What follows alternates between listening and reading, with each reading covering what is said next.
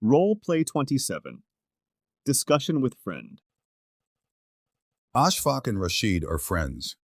They could not meet each other for long. One day, Ashfaq goes to the market. He meets Rashid all of a sudden, and the following discussion goes on. Hi, Rashid. Hello. How are you? All is okay. And how about you? I am fine too. That is really good. MashaAllah.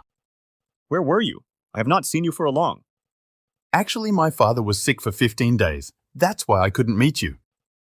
May Allah give him a speedy recovery. What illness did he have?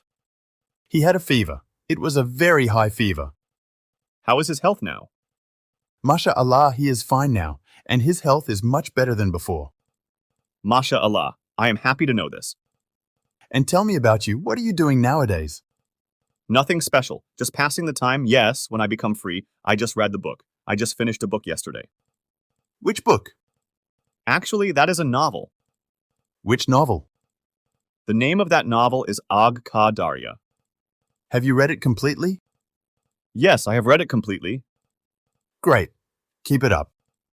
Okay, we'll meet again. Now I'm going to the market. Okay. See you soon, inshallah. Inshallah. See you. Bye.